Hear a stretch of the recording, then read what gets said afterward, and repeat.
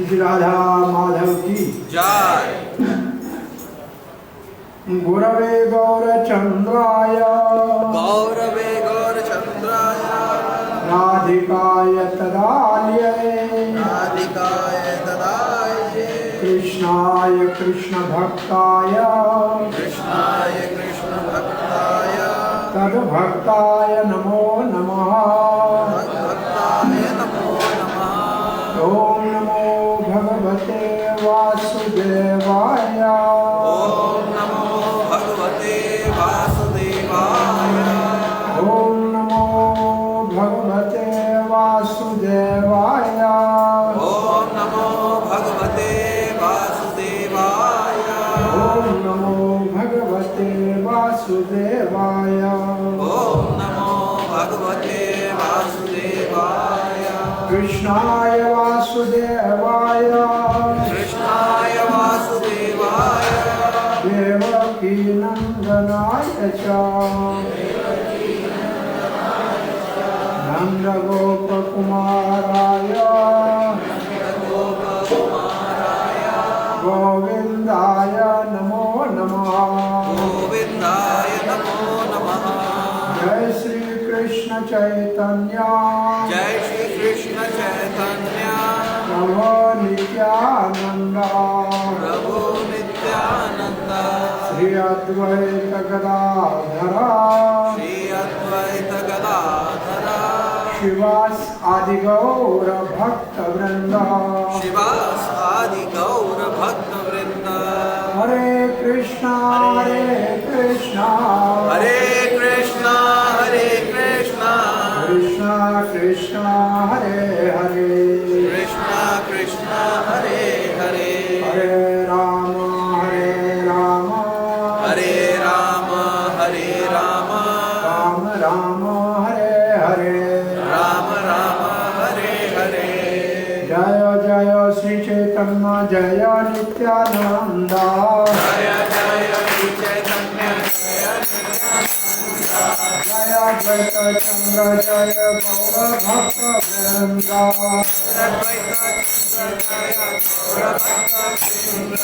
जय जय श्री चैतन्य जय नित्यानंद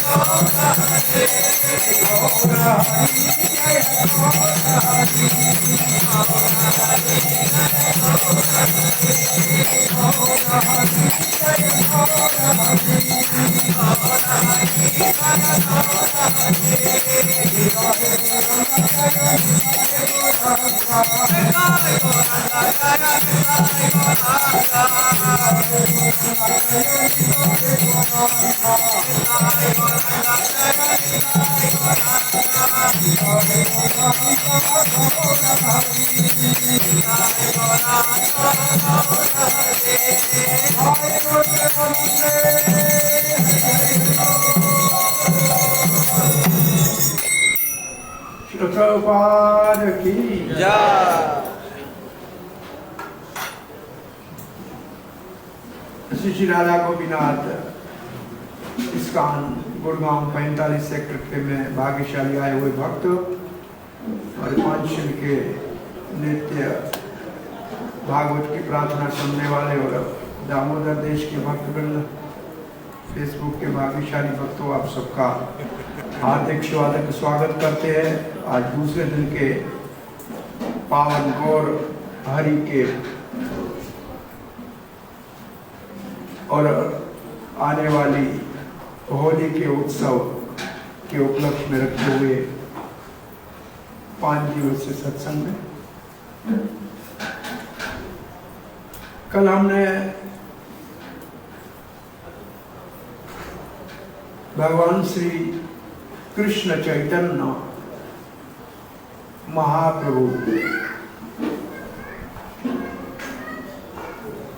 उनका अनुग्रह किसी के ऊपर हो जाए, कृपा किसी के ऊपर हो जाए तो छोटा बच्चा भी शास्त्र रूपी समुद्र के अंदर जितने भी सिद्धांत के मगरमच्छ है उन सब से बचते हुए समुद्र पार करके भगवान श्री राधा कृष्ण के चरणों को प्राप्त कर सकता है। तो कौन है भगवान श्री कृष्ण चैतन्य जिनके अनुग्रह से, जिसकी कृपा से बहुत सारे मतांतर, बौद्ध मत, शून्यवाद, निर्विशेषवाद, अन्य कितने 6 मतों का कल हमने वर्णन किया था, तो उन सब से अपने आप को मुक्त करके भगवान की भक्ति में लग सकता है।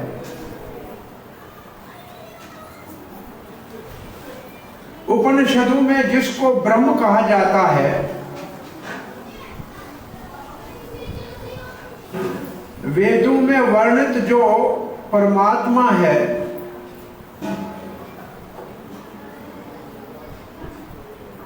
ये दोनों भगवान स्वयं श्री कृष्ण के एक तो सुंदर सच्चिदानंद विग्रह का प्रकाश है जिसको ब्रह्म कहते हैं, और सबके हृदय में परमात्मा के रूप में सर्वव्यापी भगवान है, वो भी भगवान श्री कृष्ण का भौतिक जगत में हम सबके ऊपर सौहृद हित अनुग्रह करने के लिए एक विस्तार है। जितने अवतार समय समय के ऊपर अनंत कोटि ब्रह्मांडों में आते हैं, वो सब प्रायः भगवान विष्णु से आते हैं। वो भगवान विष्णु भगवान श्री कृष्ण के एक वैभव विलास स्वरूप बलराम जी के विस्तार है। तो पूर्णाहुति ऐसे होती है कि चैतन्य गोसाईरा एई तत्व निरूपण।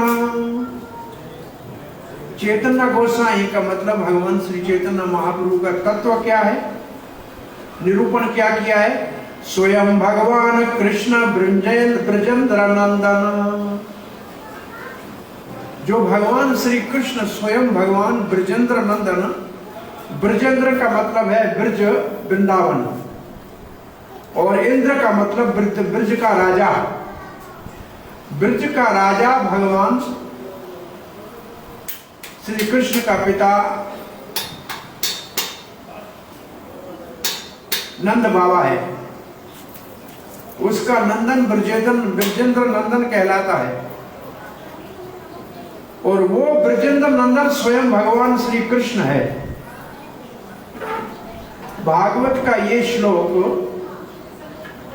उस वक्त कहा सूत गोस्वामी ने जब 24 अवतारों की गिनती कराते हुए सावधान हो गया कि मैंने कृष्ण का भी अवतारों में गिनती कैसे करा दिया।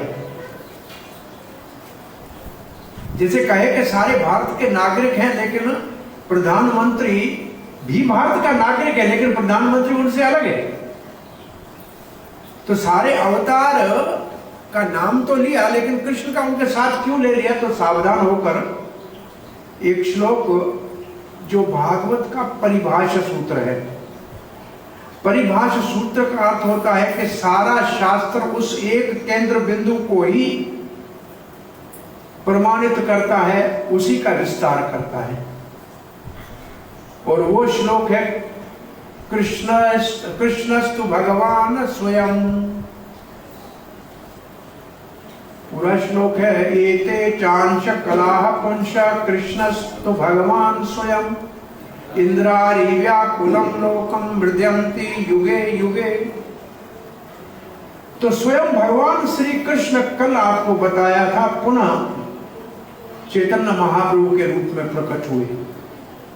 तो स्वयं भगवान श्री कृष्ण कब अवतारी कहते हैं, अवतार नहीं अवतारी। सारे अवतारों के स्रोत भगवान श्री कृष्ण कब अवतार लेते हैं, तो कहते हैं ब्रह्मा जी के एक दिन में एक बार। ब्रह्मा जी के एक दिन में एक बार निरंतर भगवान श्री कृष्ण आते हैं। इसका अर्थ यह है कि अभी तक जितने ब्रह्मा जी के दिन गुजरे हैं, आज ब्रह्मा जी के 50 साल पूरे हो गए। तो 50 साल में 12 महीने और 30 दिन के गणना करके देखो, इतनी बार श्री कृष्ण पहले आ चुके हैं, एक बार आए ऐसा नहीं। ब्रह्मा जी के एक दिन में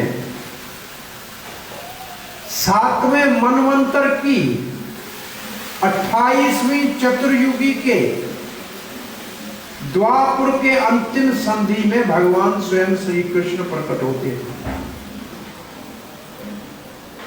तो ब्रह्मा जी के एक दिन में मनु कितने होते हैं? 14।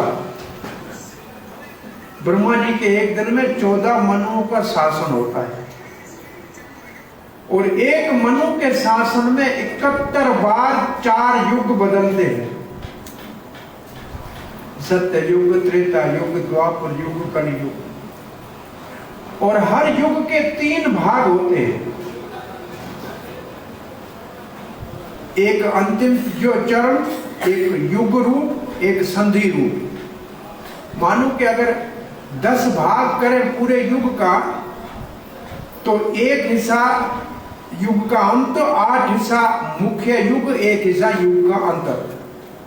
तो सिर्फ एक ही भाग संधि कहलाता है। तो द्वापर की संधि में, तीसरी संधि में भगवान श्री कृष्ण स्वयं प्रकट हुए। उसी चतुर्युगी के कलयुग की पहली संधि में 4000 कुछ सौ साल पहले, आज से कलयुग की पहली संधि में भगवान श्री चैतन्य महाप्रभु प्रकट होते। ये नेम से होते। जब जिस द्वापर में श्री कृष्ण प्रकट होते हैं, उसी कलयुग के प्रथम चरण में भगवान चैतन्य महाप्रभु प्रकट होते हैं। तो हम भाग्यशाली हैं कि चैतन्य महाप्रभु का प्रकट अब 500 कुछ 20-25 साल पहले ही हुआ है। जब मुगलों का यह शासन था, उस समय चैतन्य महाप्रभु प्रकट हुए हैं। तो ये तो इतिहास में उपलब्ध है। भगवान श्री कृष्ण के 5000 साल का इतिहास तो केवल शास्त्रों में मिलेगा। जो इतिहास अब उपलब्ध है उसमें नहीं है, परंतु महाप्रभु का तो इतिहास में है। 500 साल तो कोई लंबा समय नहीं बीता। तो भगवान श्री चैतन्य महाप्रभु का प्रकट्य, उसके प्रकट्य के कारण 2 है। एक को कहते हैं बाह्यंग कारण, एक को कहते हैं अंतरंग कारण। अब मैं उदाहरण दूंगा, आप नाराज नहीं होना। हमारे स्थान के मंदिरों में रविवार को सत्संग होता है, तो उसके अंदर आने वाले भक्त कुछ बाह्यंग कारण से आते हैं, कुछ अंतरंग कारण से आते हैं। जो बाह्यंग कारण से आते हैं वो प्रसाद पाते हैं, और अंतरंग कारण से आते हैं वो अंतिम कीर्तन करते हैं। जो कथा पूरी होती है उसके बाद का कीर्तन करते हैं। तो ये 2 कारण है, और दोनों कारण सत्य है, क्योंकि भगवान का प्रसाद भी भगवान से भिन्न नहीं है। वो भी उतना ही लाभ करता है जितना कीर्तन करता है। तो चैतन्य महाप्रभु के अवतार के 2 कारण हैं, बाह्यंग कारण और अंतरंग कारण। बाह्यंग कारण का हर अध्याय के शुभ आरंभ में, तो पहले तो आपको ये बता दें कि ये पढ़ कहाँ से रहे हैं हम। आप लोग सब एक प्रसिद्ध, विश्व प्रसिद्ध शास्त्र को तो जानते हैं, भगवद गीता। भगवद गीता सारे वेदों का सार है। साक्षात भगवान श्री कृष्ण के मुख की वाणी है। उसका नाम है भगवत वाणी। जैसे गुरु की वाणी होती है, ये भगवान की वाणी है।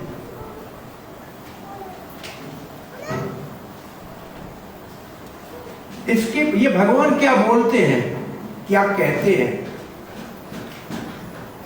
इससे ऊपर श्रीमद् भागवत है, जो वेद रूपी वृक्ष का पका हुआ फल है।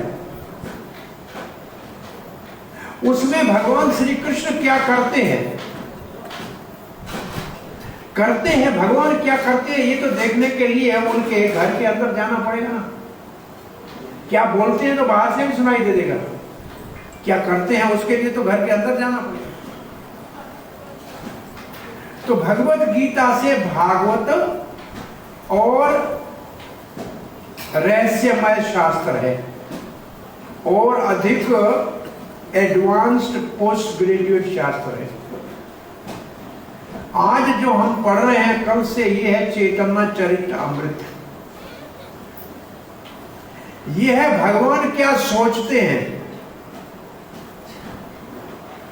भगवान क्या कहते हैं वो सुन लेंगे, क्या करते हैं वो देख लेंगे, क्या सोचते हैं ये तो और भी गोपनीय है, ये तो और भी गहन है, और भी गंभीर है, और भी अंतरंग है। कृष्ण क्या सोचते हैं, ये है श्री चैतन्य चरितामृत। प्रभुपाद जी एक बार कहीं सत्संग करके बंगाल से बाहर आ रहे थे, तो बाहर कुछ मिठाई वाला मिठाई बेच रहा था। उसने कहा, प्रभुपाद जी बंगाल की बहुत अच्छी मिठाई है, आप ले लो स्वामी जी। प्रभुपाद ने कहा, बंगाल में तो एक ही अच्छी मिठाई, उसके बराबर और कोई नहीं है। बोला, क्या बंगाल की मिठाई तो सब ये पड़ी है, रसगुल्ला संदेश। बोला, एक ही बंगाली अच्छी मिठाई है। सब आश्चर्य से सुनने लगे, देखने लगे, कौन सी? बोला, चैतन्य चरितामृत। बंगाली भाषा में इससे अधिक मधुर कोई मिठाई नहीं। स्वयं भगवान श्री कृष्ण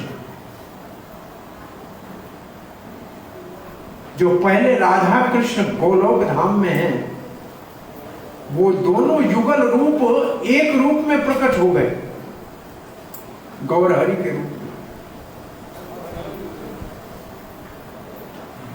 श्री प्रभुपाद जी का कलकत्ते में मंदिर, एक बड़े जमींदार सिंह रॉय ऐसे का घर था, उसमें था। उसका चैतन्य महाप्रभु के विषय में विशेष विचार था। और श्री प्रभुपाद जी के एक शिष्य अच्युतानंद स्वामी, वो पहले एक सन्यासी थे जो बंगाल में रहे, बंगाली भाषा सीखे, और पहले जो हमारे भजन है, जो आपके पास आज भजन की चौकड़ी मिलती है ना, ये पहले उन्होंने लिखे। तो वो जो मकान मालिक था राय जी, वो कहने लगा, देखो राधा और कृष्ण ऐसे हैं जैसे चीनी और दूध,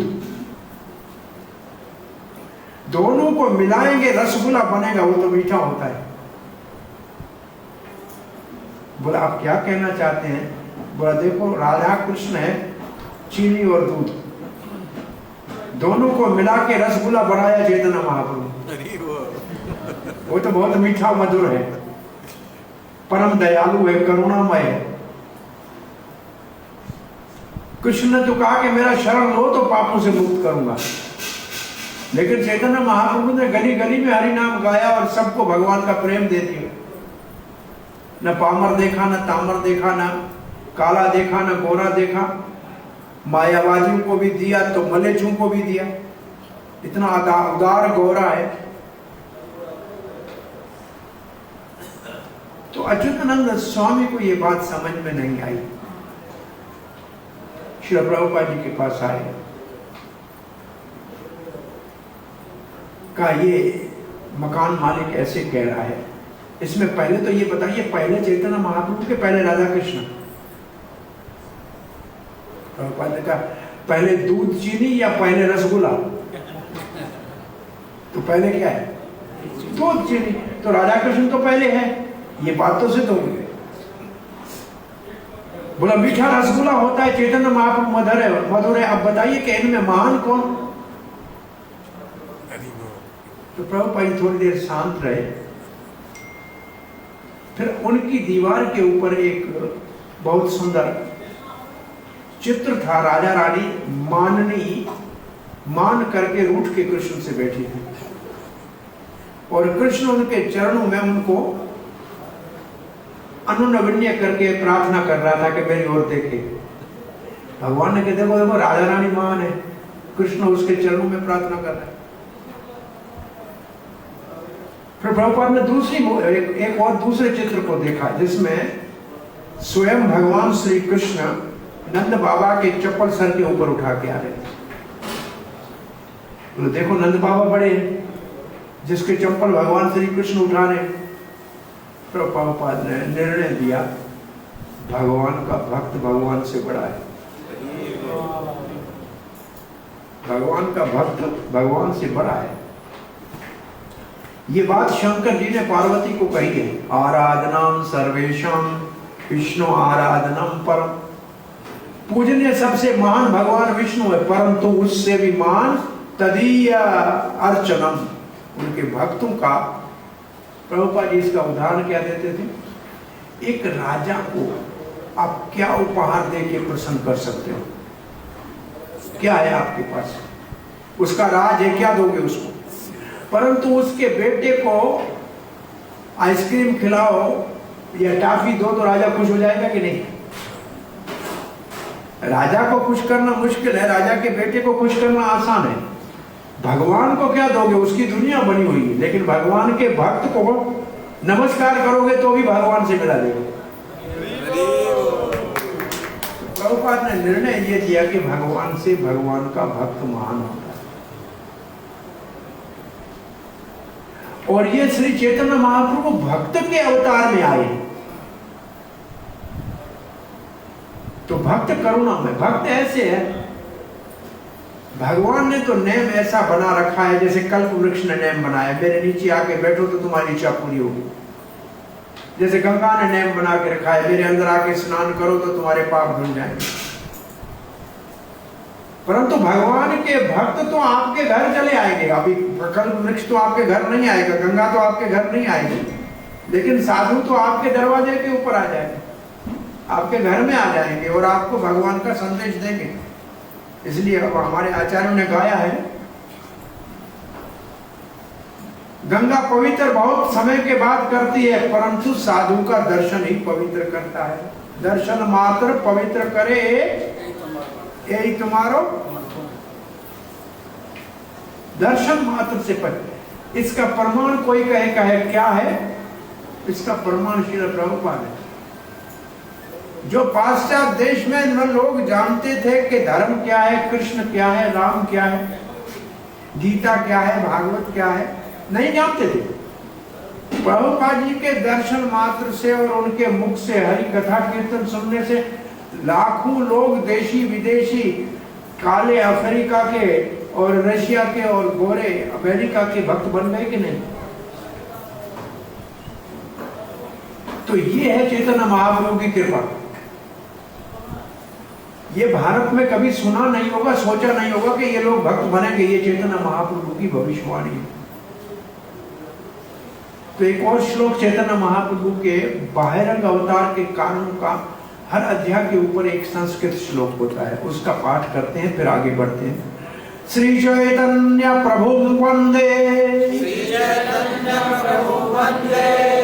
यद पद आश्रय वीर्यतः।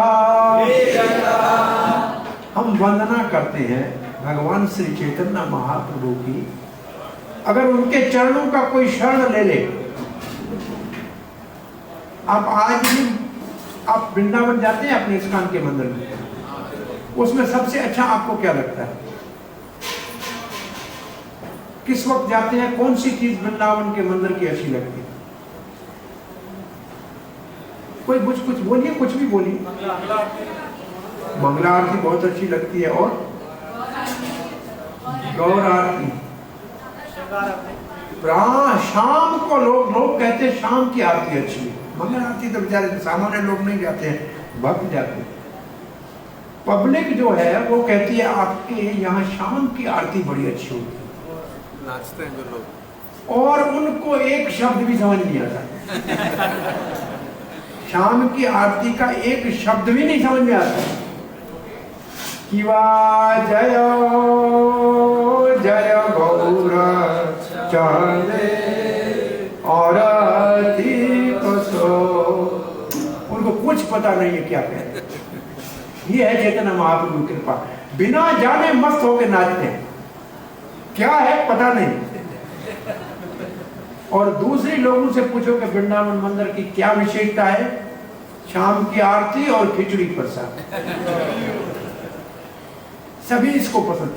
तो प्रसाद और कीर्तन चैतन्य महाप्रभु ने अवतार का बहारंग कारण ही है भगवान के नाम का कीर्तन। भगवान श्री कृष्ण के अनंत गुणों में एक गुण है दयालु। ये जो दयालु भाव है भगवान का, किसी को दुखी नहीं देख सकते, दूसरे को दुखी देख नहीं सकते। इसी भाव को परिपूर्ण रूप से, कृपामयी कौन है? कृपामयी करुणा भरिते,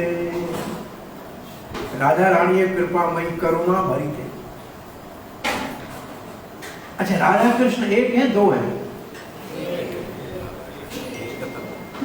अंग्रेजी में प्रभुपाद जी कहते हैं राधा कृष्ण इज गॉड, कभी नहीं कहते हैं आर गॉड।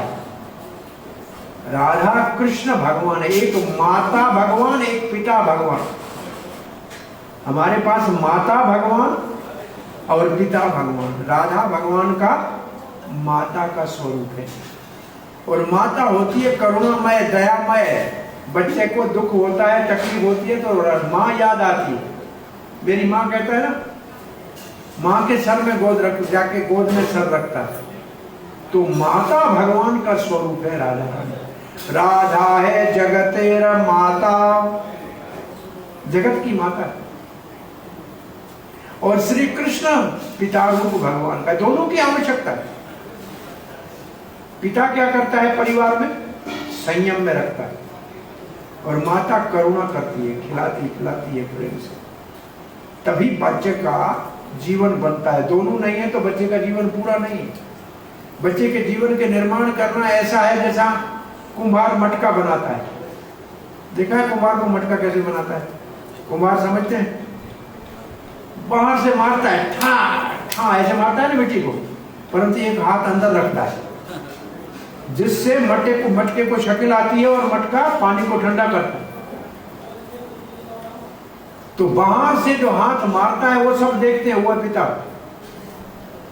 लेकिन अंदर से जो करुणा का हाथ है वो माता का है। वो जब होगा तब हमारा जीवन भगवान की सेवा में लगेगा।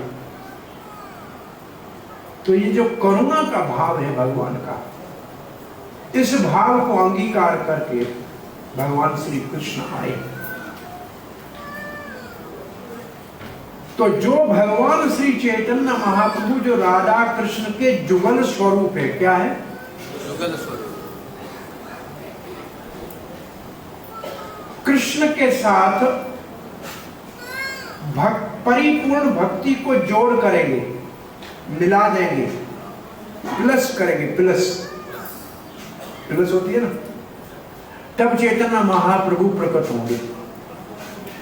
कृष्ण प्लस भक्ति नैपुण्य, परिपूर्ण भक्ति।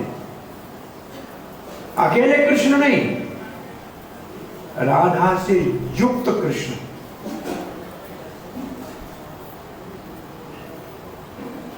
ये महाप्रभु है। इसके चरण शरण लेने से वीर्यता, आपको बहुत बड़ी शक्ति मिलेगी।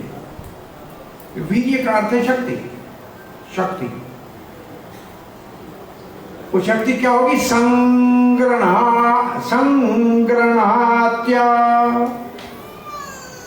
वो आपके अंदर शक्ति का संचार होगा। आपको देखना है तो ये नौजवान बच्चे देखो, इस उम्र में बच्चे लाल कपड़े पहन के या सफेद कपड़े धोती पहन के, ये आईटी के इंजीनियर या अमेरिका के अंदर नौकरी करके छोड़ के यहाँ आके बैठे हैं। ये है चैतन्य महाप्रभु के चरण के शरण लेने की शक्ति। यहाँ तो लज्जा आती है लोगों को धोती पहन के, और ये बहुत सारे आम धोती पहन के, और हमने अनुभव करके देखा है। टाई पैंट बांध के किसी ऑफिस में जाओ तो आपको कहेंगे बैठो, और हम धोती पहन के जाते हैं तो अंदर बैठा हुआ मिनिस्टर भी आए, कहते महाराज नमस्कार। हमने देखा वो आर्मी का जनरल होगा तो भी नमस्कार करके बाहर छोड़ने आता है। हमने तो प्रैक्टिकली अपने जीवन में देखा। ये गौर चरण के शरण लेने का कितना प्रभाव है, कितना प्रकाश है।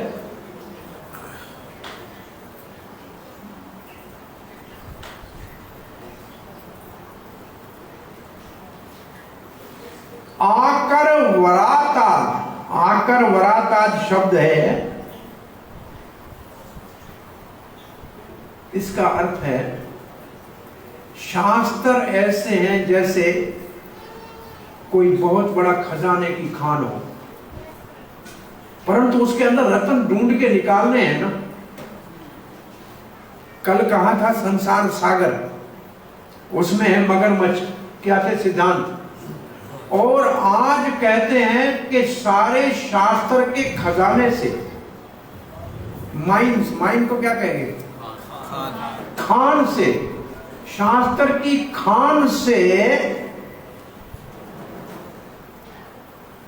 सिद्धांत सन मणि, उसके अंदर से रतन बाहर निकाल लेगा। रतन को बाहर निकालना, उसमें से चुन के निकालना, ये कृपा होगी जिसके ऊपर वो करेगा। ये बच्चे हैं छोटे से नौजवान कॉलेज के, लेकिन बड़े से बड़ा विद्वान हो, गलत बोलेगा तो बता देंगे ठीक नहीं है। ये प्रभुपाद जी की शिक्षा इतनी प्रमाणिक है, थोड़ी भी शास्त्र से कोई ठीक नहीं बोलेगा पता लग जाएगा। क्योंकि शास्त्र के रतन को, शास्त्र रूपी सागर के अंदर से, खान के अंदर से रतन को निकालने का कौन निकाल सकता है? अज्ञानी भी, अनजान भी। ये चैतन्य महाप्रभु की कृपा है। अनजान भी, ये सब अफ्रीका के लोग जानते थे क्या आत्मा क्या है, परमात्मा क्या है। और आज नहीं तो इस हमारे कृष्ण भावना अमृत संघ के अंदर गुरु है, अफ्रीका के महात्मा गुरु हैं और बहुत सारे शिष्य हैं उनके। तो अज्ञा भी चैतन्य महाप्रभु के चरणों का शरण लेने से शास्त्रों रूपी खान के अंदर से हीरे माणिक मोती निकाल सकता है। तो अब कौन ऐसा मूर्ख होगा जो ऐसे भगवान श्री चैतन्य महाप्रभु का शरण नहीं लेगा?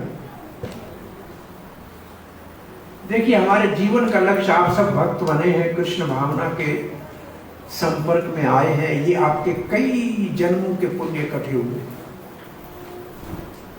अनंत जन्मों के पुण्य इकट्ठे होते हैं।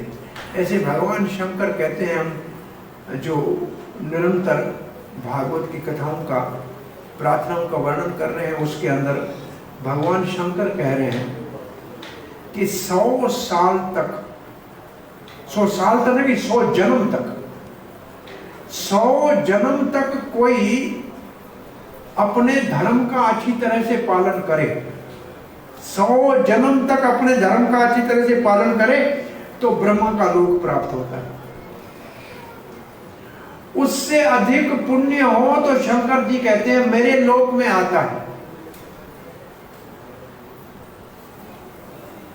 परंतु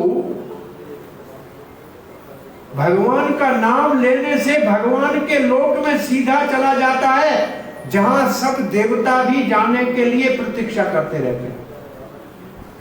ये भगवान शंकर कह रहे हैं 100 जन्मों के उपरांत ईमानदारी से वो भी अपने धर्म का पालन करे, तब जाके ब्रह्मा जी के पद तक पहुंचेगा।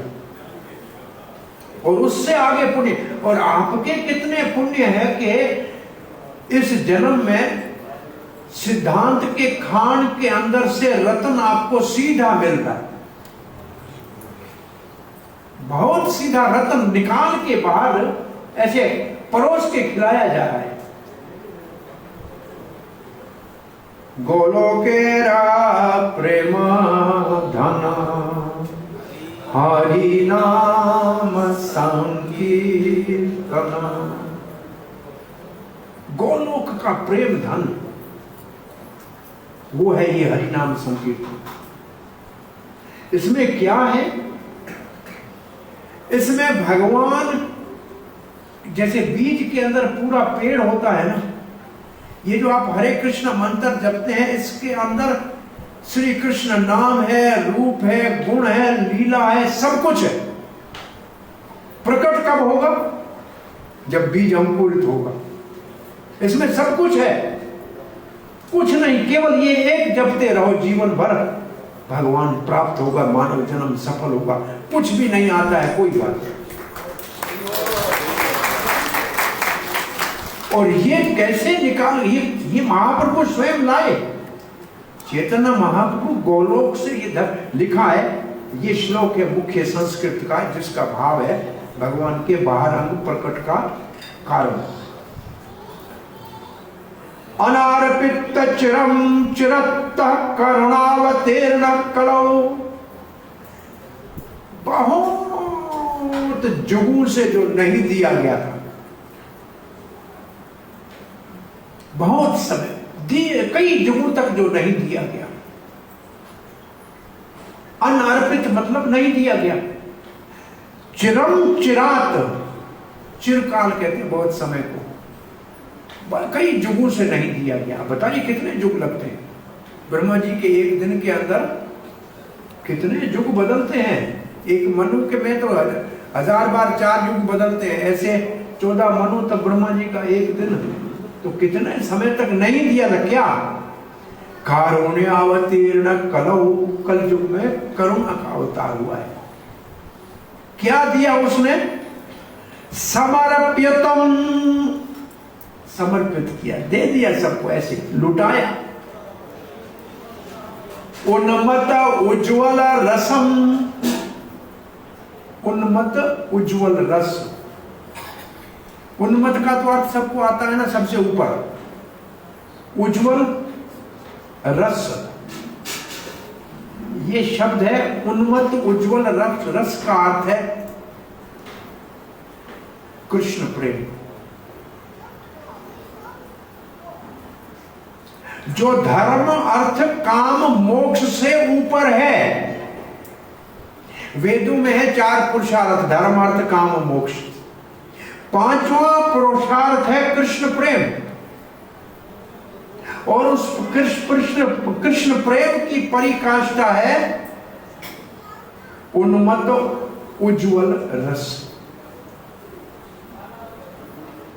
रस, रस शब्द सुना है? रस किसको कहते हैं? रस कहते हैं जो बहुत मीठा लगता है और बार बार पीने की इच्छा करती है। आम का रस है, सब पीना चाहते हैं। गन्ने का रस है, रस का मतलब है जिसको बार बार पिए। ऐसे ये तो हुआ फल का रस। ऐसे आपके जीवन में एक रस है, परिवार का रस। रोज सुबह काम पे जाते हैं, 12 घंटे, 2 घंटे ट्रैफिक में, 8 घंटे काम, परंतु रस है, रोज करते हैं। क्या रस है? सुख है परिवार का, छोटे बच्चे को खिलाने का सुख है, पत्नी का सुख है, बेटे का सुख है, पति का सुख है, ये रस है। इसके लिए कई साल काम करते हैं। वही काम रोज रोज करते हैं कि नहीं? जो काम बार बार करें उसमें कुछ सुख मिलता है तब करते हैं ना। तो इसको कहते हैं भौतिक रस। ये है भौतिक रस। इसके ऊपर तो सारी दुनिया चल रही है। ये अगर सुख नहीं हो तो काम क्यों करेगा आदमी? सुख तो मिलता है ना, परंतु ये सुख कैसा है? चपल सुख है। कैसा है? थोड़ी देर रहता है, और इसमें होता है भोग और त्याग।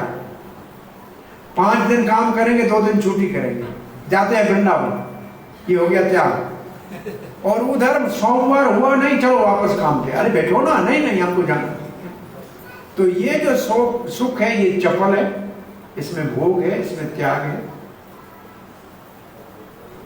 परंतु एक रस है जो भगवान से प्रेम करने का रस है। वो रस न तो चपल है, वो है सनातन। और भोग त्याग नहीं है, वो आनंदम बुद्धिवर्धनम है। वो प्रतिदिन बढ़ने वाला है। वो रस उसको कहते हैं उन्मत्त उज्जवल रस। तो रस तो सबको चाहिए, असल में उन्मत्त उज्जवल रस है रास लीला। ये है असल में उन्मत्त उज्जवल रस। अब आ ही गया है अपने आप शब्द। तो भगवान की रास लीला में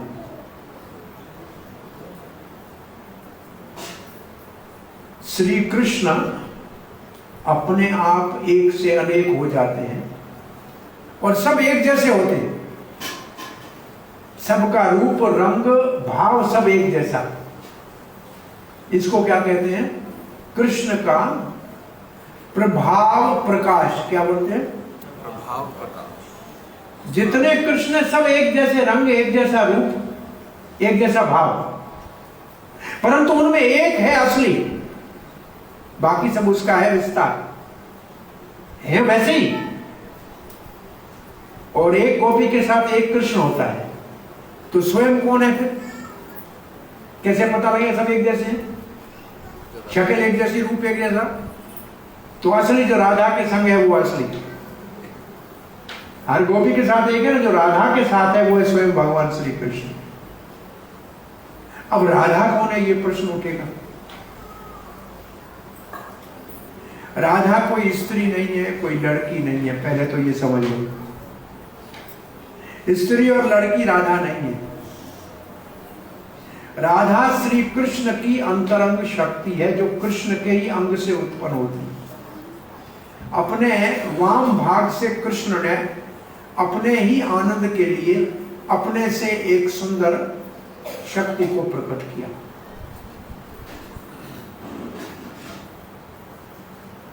और उस शक्ति ने कृष्ण को आनंद देने के लिए एक से अपने आप को अनेक गोपियां बनाई।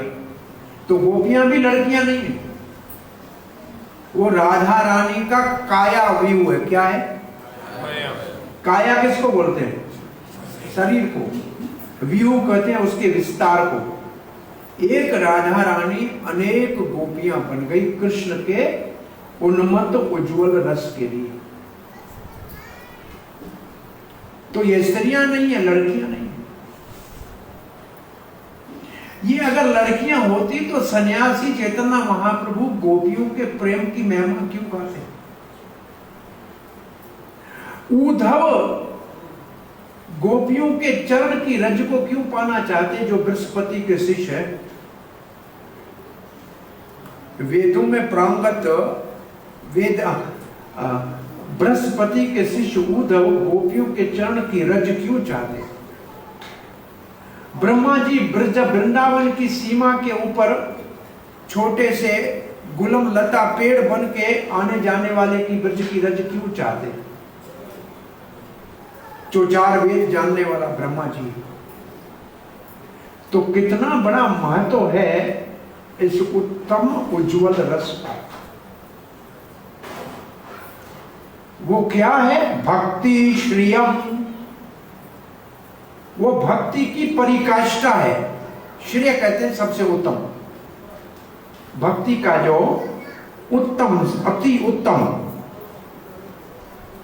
स्वभक्ति श्रियम। स्वभक्ति है, स्व मतलब स्वयं, अपनी। कृष्ण ने अपनी भक्ति का जो सबसे उत्तम उत्तम उन्मत्त उज्जवल रस, अपनी भक्ति, कृष्ण से जो प्रेम करने में सबसे परिपूर्ण है, उसको हरि पुरट सुंदर द्योति कदम्ब संदीपिता। हरि, वही हरि। हरि का क्या अर्थ कल बताया था आपको? हरि का अर्थ नहीं। हरि का क्या अर्थ है? जो हर ले, दुख हर ले, ताप हर ले, भक्तों का संकट हर ले, उसको कहते हैं हरि। हरि। वहां चैतन्य महाप्रभु कहते हैं हरि के अनेक अर्थ हैं, लेकिन 2 अर्थ बहुत मुख्य हैं। भक्तों के दुख ताप संताप संकट हरे, वो हरि। और दूसरा प्रेम देई मन हरि। इतना प्रेम देता है कि मन को हर लेता है। तो भगवान का नाम है मनोहर। मुरली बजाते हैं और सबका मन हार लेते हैं, मुरली मनोहर। मनोहर का मतलब क्या है? मन को हरने वाला। तो जो मन को हरने वाला भगवान हरि है। पूरट सुंदर द्युति, पूरट सुंदर का अर्थ है तपता हुआ सोना, चमकते हुए सोने वाला, सुनहरी रंग, सुनहरी गोरा रंग।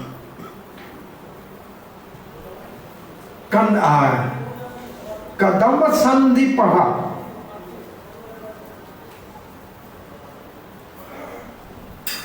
कदम्ब संदीपितः,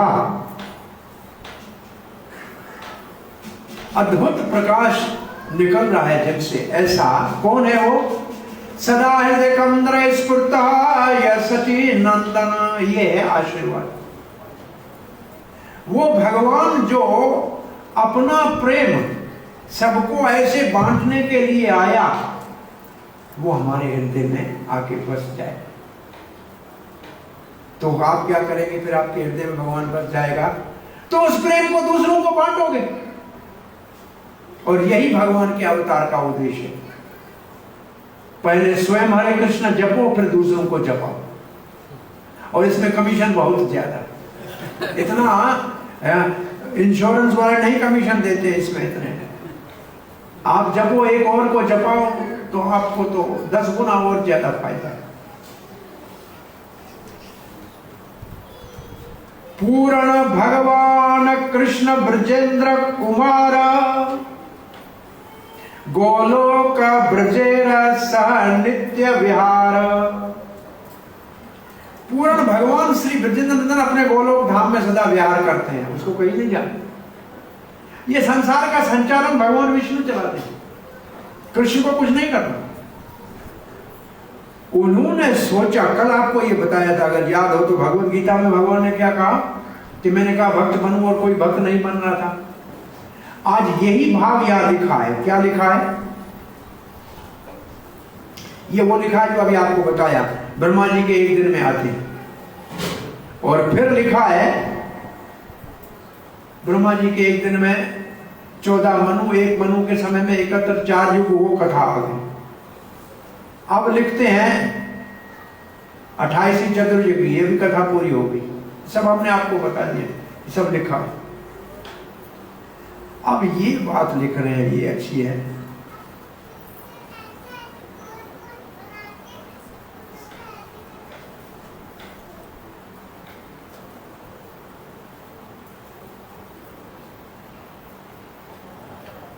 आपको रस बताया ना, अभी रस का बताया ना। अब ये रस कौन से हैं? दास्य सखा वात्सल्य श्रृंगार चारी रस।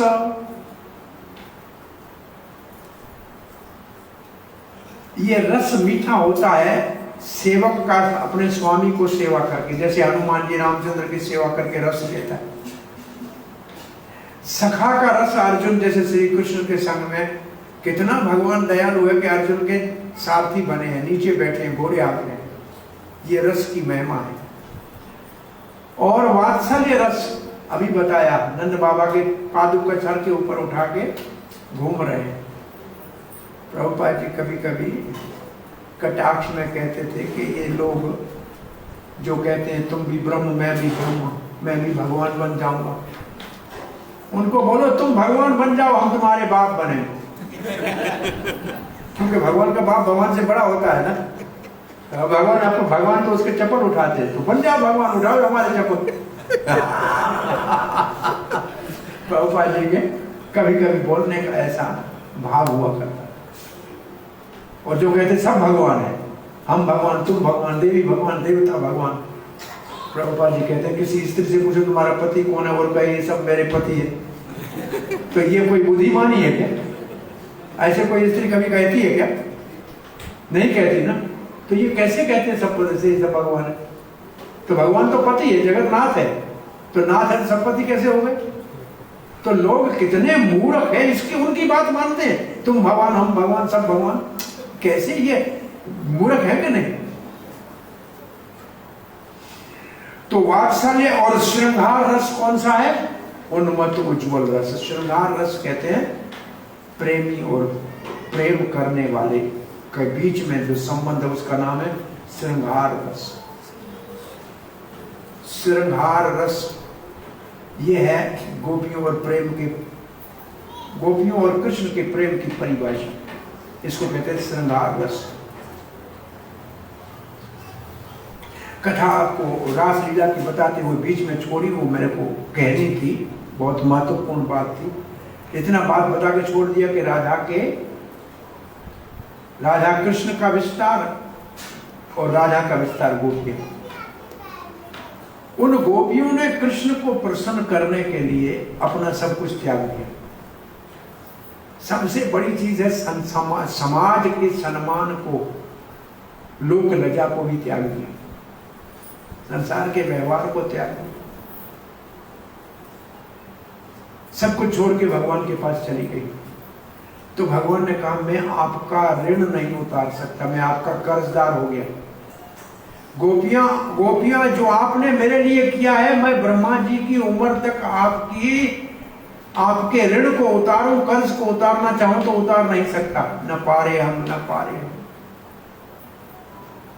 कृष्ण भक्त का ऋणी हो गया। तब कृष्ण भगवान बैठ के गोलोक धाम में सोच रहे हैं। एक श्लोक मैंने गीता में कहा है, ये यथा मां प्रपद्यन्ते तांस तथैव भजामि अहम्। जो मेरे लिए जैसे मेरी सेवा करता है, मैं उसके साथ वैसा ही व्यवहार करता हूं। वो मुझसे प्रेम करता है, मैं उससे प्रेम करता हूं। तो गोपियों ने मेरे लिए घर छोड़ा, द्वार छोड़ा, परिवार छोड़ा, मैंने कब ऐसे किया? मैं तो ऐसे कर नहीं पाया। तो गोपियों का उधार कैसे उतारूं, ये ऋण कैसे चुकाऊं? तो गोपियों की हमारे ऊपर अपार कृपा है, हम सब के ऊपर गोपियों की कृपा है कि गोपियों के कर्ज उतारने के लिए कृष्ण चैतन्य महाप्रभु बन के आए और हमारे इस काल में आके हमारे को कृष्ण का प्रेम दिया। ये गोपियों की कृपा है हम सब के ऊपर, क्योंकि वो दयालु है। उनके कर्जदार हुए कृष्ण और उनका कर्ज उतारने के लिए चैतन्य महाप्रभु के रूप में आए, गली गली में कृष्ण के गुण गाए। घर छोड़ा, परिवार छोड़ा, सब छोड़ा, समाज छोड़ा, संन्यास लिया केवल गोपियों के कर्ज उतारने के लिए। कृष्ण गोपियों का कर्जदार हो गया। उस ऋण को उतारने के लिए जब चैतन्य महाप्रभु के रूप में आए तो फल तो हमको मिला, ऋण उतरा गोपियों का और भाग खुला हमारा। तो ये गोपियों की सबके ऊपर बड़ी कृपा है, उन्हीं की कृपा से चैतन्य महाप्रभु का प्रकट हुआ।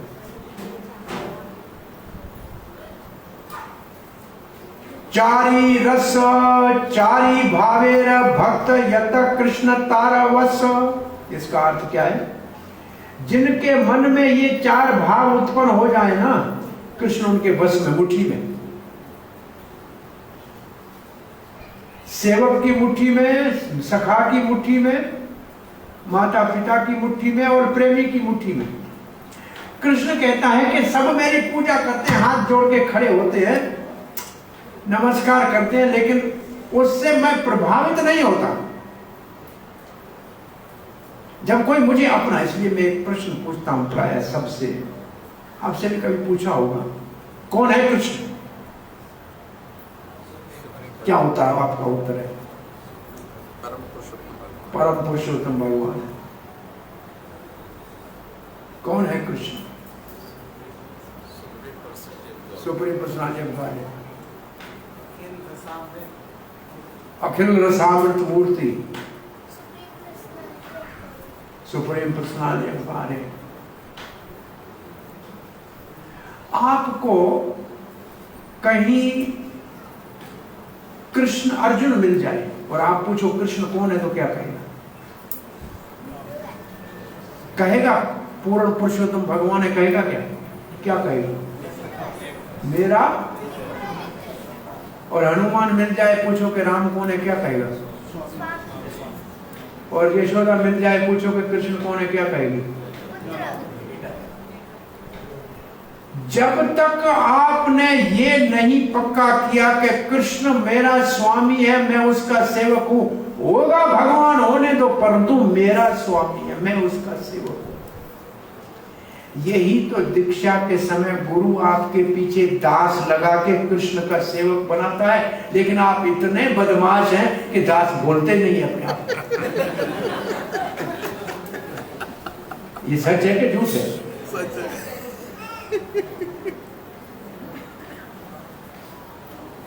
आज से ये पक्का कर लो, कौन है कृष्ण? कोई पूछे, बोला मेरा है। जब तक ये ममत्व भगवान में नहीं आई, तब तक भक्ति का शुभ आरंभ ही नहीं हुआ। भगवान महान है, बड़ा है, आपका क्या है? आपका रिश्ता क्या है? बोलो मेरा है।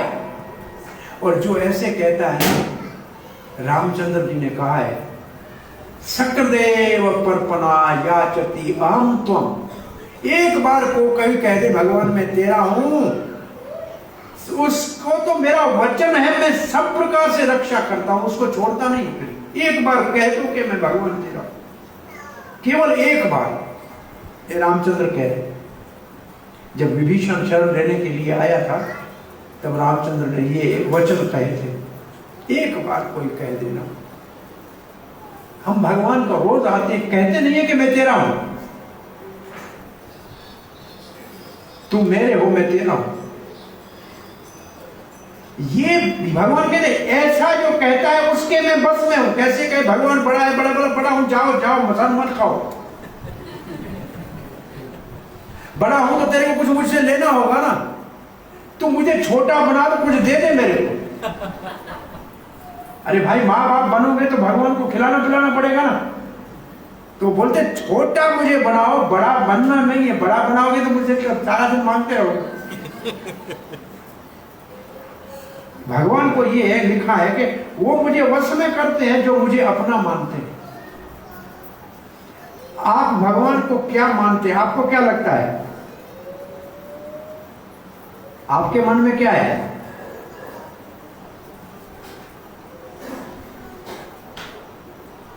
कुछ रिश्ता लगता है भगवान के साथ आपको अपना? अरे नहीं है तो काय के लिए आए हो रात को 9 बजे यहां? जन्माष्टमी के दिन रात को 12 बजे आते हैं यहाँ भागते हुए, और 1 बजे 2 बजे तक बैठे रहते हैं। अरे कोई रिश्ता नहीं हो तो हम किसी के पास क्यों जाते हैं? भाई किसी के घर में आप जाते हो, कोई रिश्ता होता है तब ना। तो ये भगवान का घर है, आए हो, कोई रिश्ता होगा ना। वो आपको भूल गया है, इसलिए तो ये सब सिखाने की जरूरत है कि हमारा है, कृष्ण मेरा है। ये ममत्व जब तक नहीं आता है तब तक संबंध स्थापित ही नहीं होता है। ये मेरापन पक्का करो। और आगे लिखा है,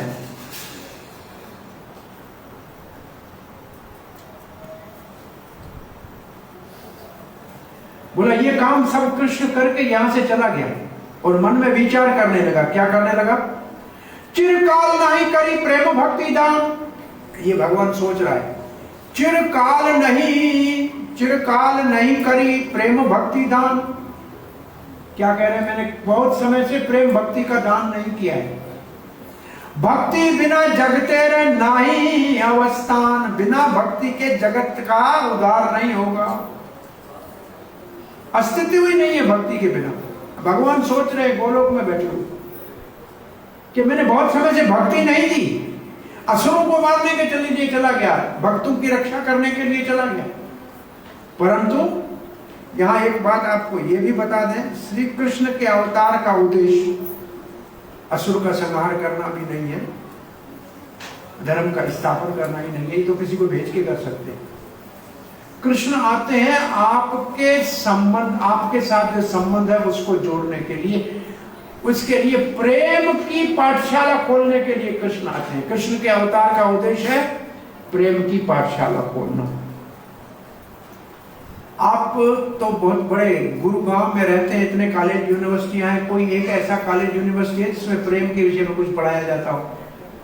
हाँ, और सब लोग प्रेम करते हैं कि नहीं? और कोई पढ़ाता नहीं है, इसलिए हमेशा धोखा खाते हैं। प्रेम सब करते हैं, लेकिन कहीं से प्रेम कोई नहीं सिखाता, इसलिए भगवान प्रेम सिखाने आते हैं।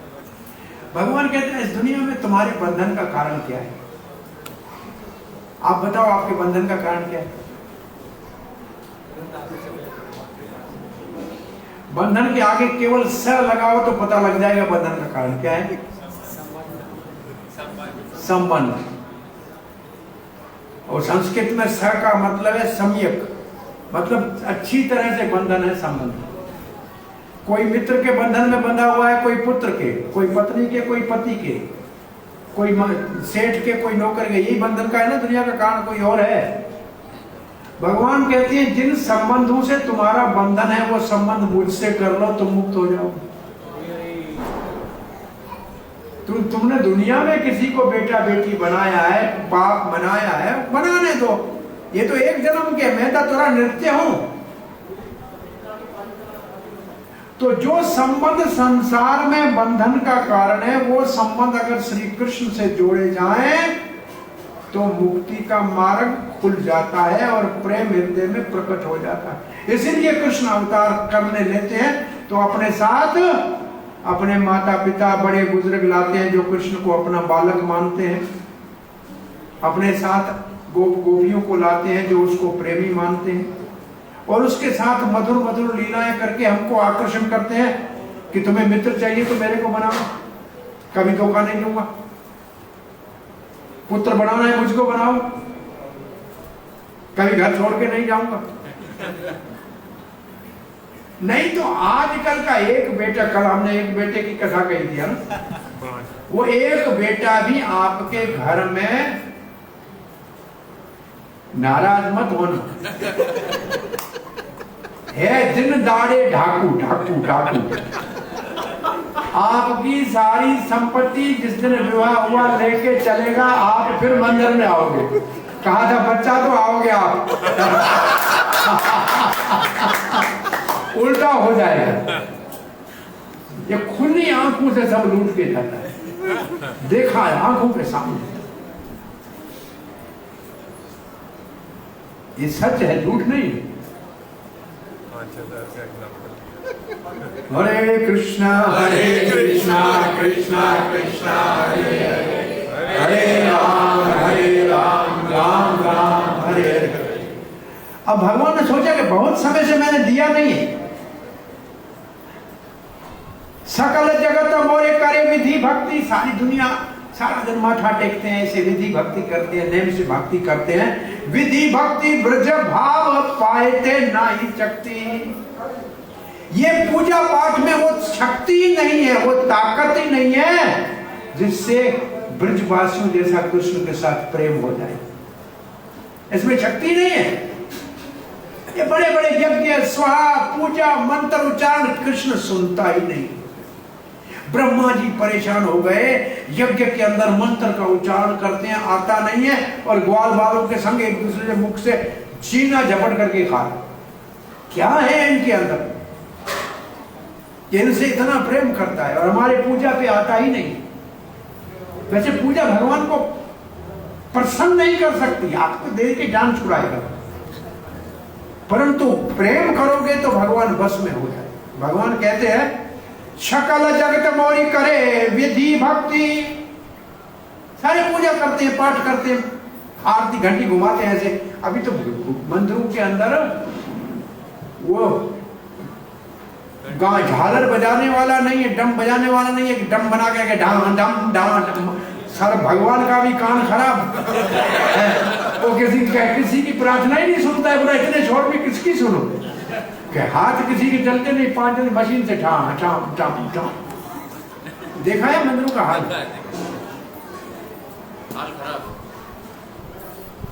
और इतना शोर होता है। जब बाहर वाले नहीं कुछ सुन सकते तो भगवान क्या सुनेगा? ये शोर करने की जगह है। अरे प्रेम से मधुर से भगवान के सामने। तो इस भक्ति से भगवान कहते हैं कि मैं, इसमें शक्ति नहीं है मुझको ब्रजवासियों की तरह प्रेम करने की। ऐश्वर्य जाने थे सब जगत मिश्रित। मेरे को भगवान मानते हैं, बड़ा मानते हैं, कोई भी मुझसे ऐश्वर्य स्थल प्रेम नाही मोर प्रीत, जो मुझे बड़ा नहीं माने, अपना माने ना, उसी से मुझे प्रेम होता है, दूसरे से प्रेम होता ही नहीं। भाई अपना मानोगे तो प्रेम होगा ना। तो भगवान, ये भगवान अपने मुख से कह रहे हैं। एक बार वृंदावन के कुछ भगत गए, ये कथा कह के इस कथा को आज यहाँ विराम देते हैं। वृंदावन के कुछ भक्त चले गए नाथ द्वारे। नाथ द्वारा सुना है ना? भगवान नाथ जी गोपाल गोवर्धन धारी प्रकट हुए थे गोवर्धन में, माधवेंद्रपुरी के पास, आजकल पूजित है नाथ द्वारे। और बरसाना के कुछ भक्त चले गए। भक्तों के पास इतना पैसा था कि किराया दे के गए, वहां पहुंचे, किराए का वापसी का पैसा था, भूख लगी और भक्तों को भूख लगी, मंदिर में प्रसाद मिला। वो बता प्रसाद तो यहाँ पैसों का मिलता है। नाथ द्वारे के मंदिर का एक नियम क्या है, पुजारी को तनख्वाह नहीं मिलती। आप मंदिर में आते हैं तो बाहर सब्जी वाला बैठा है, दूध वाला बैठा है, आप खरीद करके भंडारे में दे दो। भंडारे में उससे वो पुजारी बनाएंगे, भगवान को भोग लगाएंगे, उसमें से 2 किलो 4 किलो एक पुजारी को प्रसाद मिलेगा। वो प्रसाद जाके बाहर बेचेगा और उसमें से अपना गुजरान करेगा।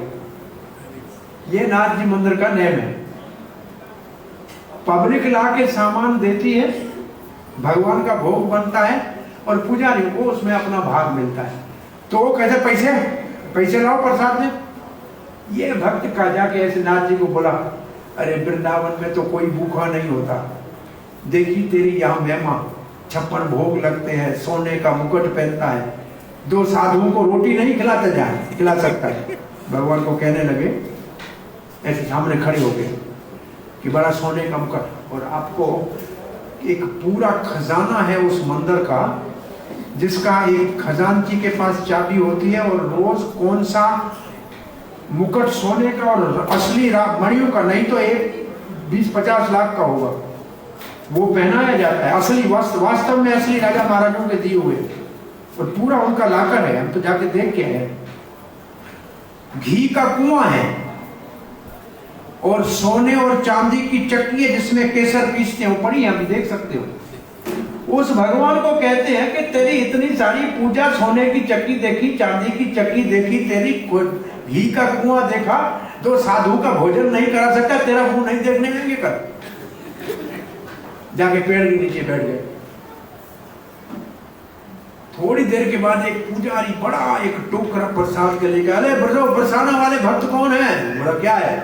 बोला प्रसाद। बोला पैसा नहीं है। बोला पैसे नहीं, नाथ जी ने भेजा है, खाओ। इसने बोला अगर इस पहले बोला होता तो ये 4 उसको सुना देते, अभी सुनने के बाद भेज रहा है। उसको सुनाने के बाद खिलाना आता है क्या? बोला हमने खाया, इतना पक्का प्रसाद था, हम बरसाने तक लाए। तो भगवान ऐसे प्रेम से जो कहते हैं ना। एक बार श्री कृष्ण भगवान द्वारका में बैठे थे, भीमसेन चले गए, बड़े भाई हैं।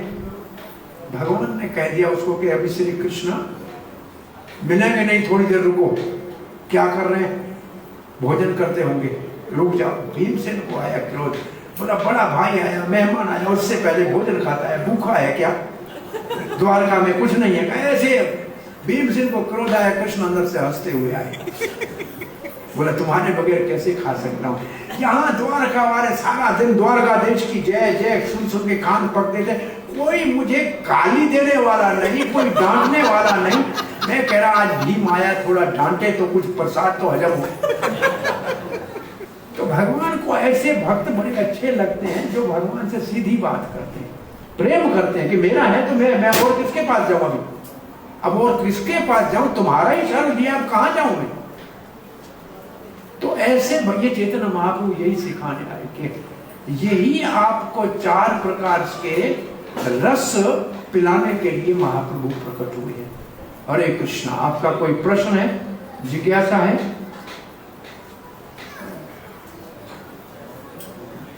हाँ जी। हरे कृष्णा जी, कोई प्रश्न है पूछ सकते हैं, हैंड रेज कर सकते हैं आप। हरे कृष्णा। कोई किसी की प्रश्न जिज्ञासा हो, नहीं तो कीर्तन और प्रसाद एकादशी का आपके लिए। आज एकादशी बहुत अच्छा तिथि है, माधव तिथि भक्ति जननी। ये माधव भगवान की तिथि है, लक्ष्मीपति की, ये भक्ति को जन्म देती है। अब भाग्यशाली है कि एकादशी के दिन भगवान की कथा कीर्तन में रात को भाग ले रहे। शुद्ध भक्त चरण रेणु भजन अनुकूल, भक्त सेवा धर्म सिद्धि, भक्ति लति कर मूल। ये एकादशी की महिमा है। माधव तिथि भक्ति जननी, जतन करी पूर्ण करो। तो आप भाग्यशाली एकादशी के दिन भगवान श्री राधा गोपीनाथ के चरण में, और हमारे भाग्यशाली जो दर्शक हैं उन सबको एकादशी का दूसरा नाम है हरिवासरे। हरि का वार है, हरि का दिन है, और ये भक्ति को जन्म देने वाली है। इस दिन अन्न नहीं खाना चाहिए। चैतन्य महाप्रभु ने तो अपनी माता को कहा था, सची माता एकादशी के दिन अन्न नहीं खाया करो, क्योंकि बंगाल में हो सकता है कि जो विधवा स्त्रियां हैं वो नहीं व्रत करती है, तो महाप्रभु ने विशेष कहा कि अन्न नहीं खाना। तो किसी का कोई प्रश्न जिज्ञासा है? आप लोगों को ये थोड़ा सा, क्योंकि नया विषय है आपके लिए, इसलिए हम तो इसको बहुत सादा करके चला रहे हैं। बोलिए प्रभु, बोलिए। जो भगवान कृष्ण की जी 8 पटरानियां हैं, जैसे रुक्मणी जी है, जामवती जी है, सत्यभामा जी है, कालंदी जी है, नंदिनी जी है, सुनंदा जी, भद्रा जी और ये लक्ष्मणा जी। तो ये सही है? ये बहुत सही है। ये सब राधा रानी का प्रतिबिंब है। प्रतिबिंब का मतलब क्या होता है? जैसे आईने के अंदर आपकी शक्ल दिखती है ना, ऐसे जितनी द्वारका की भगवान की रानियां हैं, 8 पटरानियां मुख्य और 16,100 वो राजकुमारियां जो भौमासुर के बंद में थी, जिनको समाज स्वीकार नहीं कर रहा था, और क्रांतिकार श्री कृष्ण ने उस समय का क्रांति करके कहा कि सबको महारानी बना देता हूं द्वारकाधीश की। समाज नहीं स्वीकार करता है जिसको, उसको श्री कृष्ण स्वीकार करता है। तो ये 16,108 भगवान की पटरानियां द्वारका में, ये सब राजा रानी का प्रतिबिंब है। सुबह शाम नाम लेता हूँ। बहुत अच्छा करते हो, मुझे रटा पड़ा है। 8 नाम लेते हो, बहुत अच्छे करते हो। 8 नाम। रुक्मणी प्रसिद्ध है, रुक्मणी, सत्यभामा, कालिंदी, हाँ, भद्रा, मित्राविंदा, लक्ष्मणा, सबकी अपनी अपनी कथा है, बहुत अच्छी। हरे कृष्ण। भगवान की पटरानियों के नाम लिए, महेशियां कहते हैं उसको, महेशी।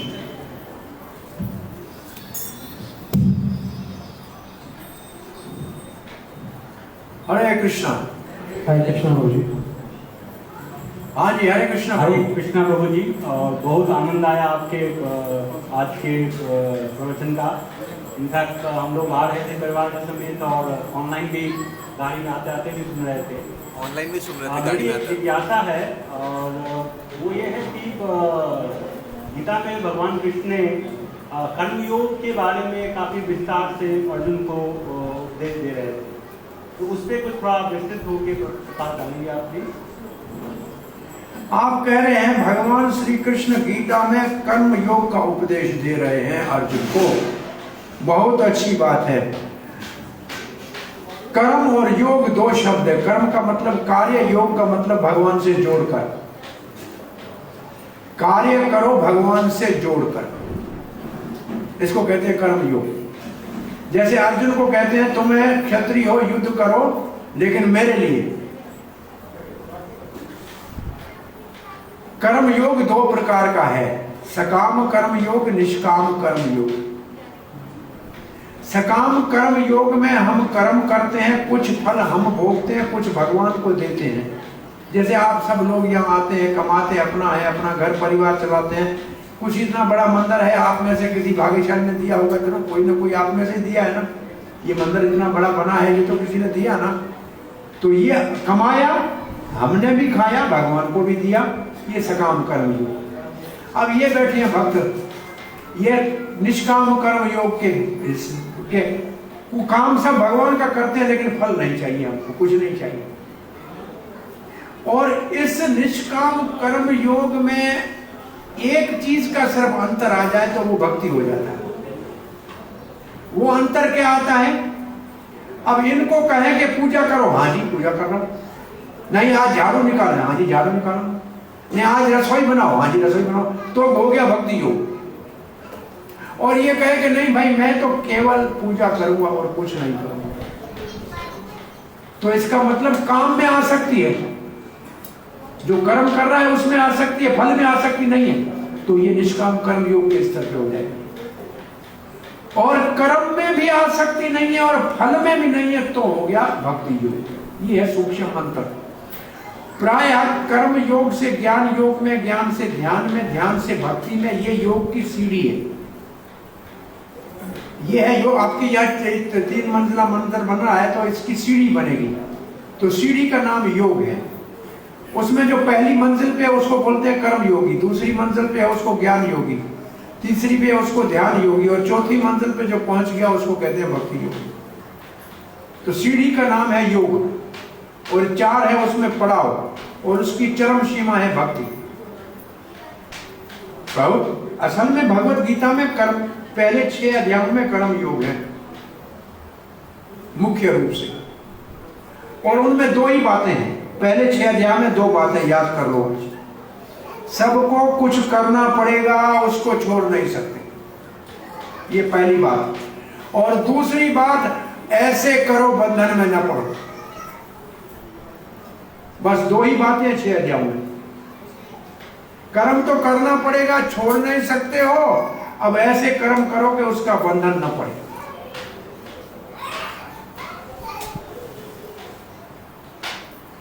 दूसरे 6 अध्याय में किसके लिए कर्म करें और कैसे कर्म करें, 2 ही बातें।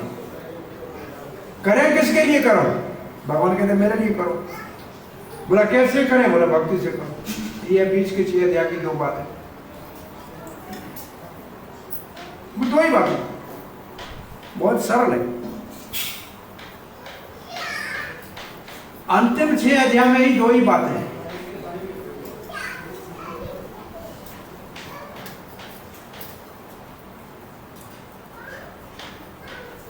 वो असल में ज्ञान का विभाग है। पहले 6 अध्यायों में कर्म से भक्ति में आना है, और अंतिम 6 अध्यायों में ज्ञान से भक्ति में आना है।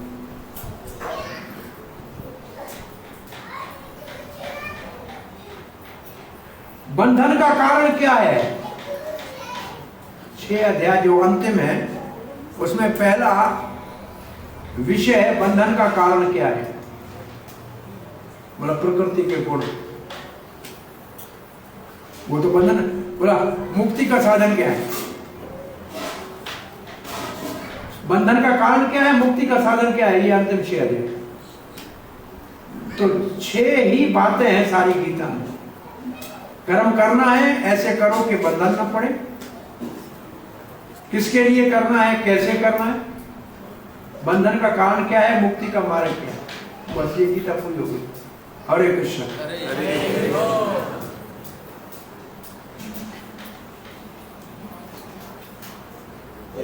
हाँ जी, आपका कोई प्रश्न है क्या? नहीं प्रभु जी, मैं तो आपकी जय बोलने के लिए इंतजार कर रहा हूँ। आप दबा के जय बोल के सो जाइए, यहाँ इनको तो प्रसाद खाना है। आपको ऑनलाइन प्रसाद भेज देते हैं। एकादशी का प्रसाद क्या, खुशबू यहाँ अभी भगवान को भोग लगाया आ रही है। हाँ इसलिए आ रही है खुशबू। आपके पास आ रही है? नहीं, बहुत दूर नहीं है, गुड़गांव से तो हम लोग बहुत दूर नहीं है, तो इसलिए आई नहीं है, यहाँ पे भी आ रही है ना खुशबू आ रही है। पूरी है क्या, ऐसे लग रहा है? नहीं है। हरे कृष्णा। सो जाओ सो जाओ। अनंत कोटि वैष्णव वृंद की हरि बोल। मुझे एक प्रश्न उसका गला बंद कर दिया। एक प्रश्न अलग है। हरे कृष्णा प्रभु। हरे कृष्णा प्रभु 18.65 में जो सेकंड पार्ट है श्लोक का, इसका कौन सा श्लोक का? 18.65। 65 यस। मन मना भगवत भक्तमाद्यानि माम नमस्कुरु मामेवैश्य सत्य जानी प्रियोसी में। हाँ, इसमें भगवान कह रहे हैं कि अर्जुन तुम मेरे प्रिय हो और तुम मेरे भक्त हो, इसलिए तुम निश्चित मेरे पास आओगे। तो ये तो प्रभु अर्जुन के लिए निश्चित किया उन्होंने, तुम आओगे, हम जैसे लोग तो नहीं है ना प्रभु। कहा है कि अगर मंदिर में जाओगे प्रसाद खाओगे तो तुम भी आओगे। भाई अर्जुन क्या कर रहा था? भगवान के लिए काम कर रहा था। आप भी भगवान के लिए काम करोगे तो भगवान के पास चले जाओ। भगवान ने यहाँ कहा कि दोनों में कहा, मेरे पास यहाँ कहा मैं तुम्हें वचन देता हूँ। असल में क्या, अर्जुन ने भगवान की ओर देखा, जब भगवान ने कहा ना, बोला मक्खन चुराते थे, झूठ बोलते थे। यशोदा ने कहा मक्खन खाया, बोला नहीं खाया। तुम्हारी बात के विषय पर मैं तुम्हें वचन देता हूँ, तुम्हारे से कोई झूठ नहीं बोलूंगा। इसलिए बोला प्रतिज्ञा करता हूँ। ये प्रतिज्ञा की है भगवान ने। भगवान ने पूछा कि भाई मक्खन चोर क्यों बोलते थे? तुम्हारे घर किसी के आया मक्खन चोरी करने? आपके यहाँ गुड़गांव में कभी आया कृष्ण मक्खन चोरी करने? हाँ, गोपियों को कहने का अधिकार था, उनके घर में खाने जाता था। मन क्या, मक्खन क्या है? जिनका मन मक्खन जैसा हो गया उसी को चुराता था।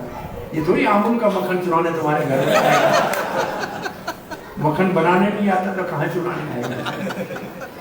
हम सबके लिए अर्जुन के माध्यम से भगवान ने निमंत्रण दिया है। सभी भगवान के पास जा सकते हैं। भगवान तो सबको ले जाने के लिए तैयार है। हम वहां जाने के लिए मन बना लें। हरे कृष्णा। गौर भक्त बंद की